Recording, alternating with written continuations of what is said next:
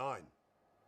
In recent months, Iran has taken steps that it has never taken before, steps to weaponize this enriched uranium.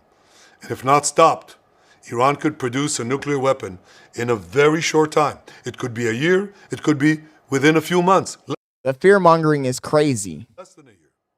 This is a clear and present danger to Israel's very survival. 80 years ago, the Jewish people were the victims of a Holocaust perpetrated by the Nazi regime. Homie really brought up something that happened 80 years ago. I feel like at this point, you can't bring it up, especially when you're doing all the heinous acts in Gaza. Yo, TTD, I'm back just for a little while because when I got off stream, I decided to go take a bath. I jumped in the bath. I'm on here looking at videos on YouTube, and all of a sudden I see that Israel attacked Iran. And I'm like, fuck me. I want to jump on this while it's still early, while it's still fresh.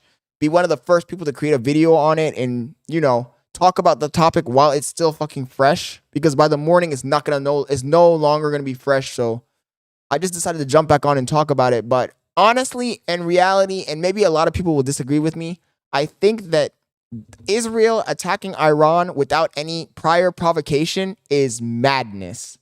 You can't just say, oh, this guy, he's making a weapon, I'm going to attack him first without any fucking serious evidence. I think it's unreasonable.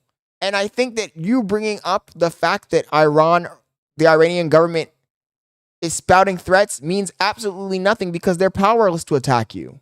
Literally. Come on, dude. This is ridiculous. It's a major abuse and overreach.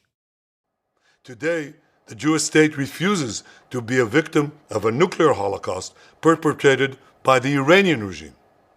Now, as Prime Minister, I've made it clear time and again, Israel will never allow those who call for our annihilation to develop the means to achieve that goal. Tonight, Israel backs those words with action. You're the only one taking action, buddy. You're literally the only one taking action. This is what I don't agree with. And yes, TTD, they attacked them like maybe an hour ago. I just think that you're the only ones taking action. Like, I could understand if fucking Iran was like really, they were testing nuclear weapons. You had proof that they were testing nuclear weapons. Then I could say, okay, maybe. And even then, I mean, if they're not attacking it, like, what gives you the right to preemptively attack another country because you say that they are a threat to your existence when in reality, all they've done is their own research? And also, what gives you the right to kill the scientists? The scientists aren't soldiers. Like, isn't that a crime? Give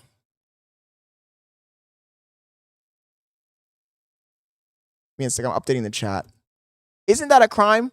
To my understanding, that's a crime. I thought it was against the Geneva Convention. These scientists aren't military combatants. They're fucking scientists.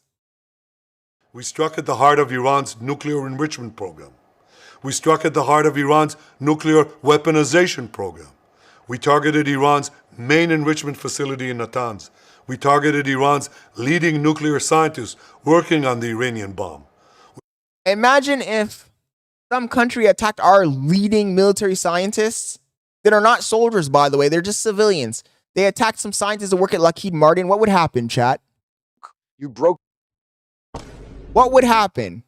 What would happen if a foreign country, Russia, let's say, says, oh, America's developing a new weapon. It's extremely dangerous. It puts our nation at risk. And America's already our enemies. They're already our rivals. We can't allow America to develop this new weapon. So we're going to go and kill. We're going to assassinate. Literally, the word is not, you're not taking a military action. You're assassinating. You're sending assassins.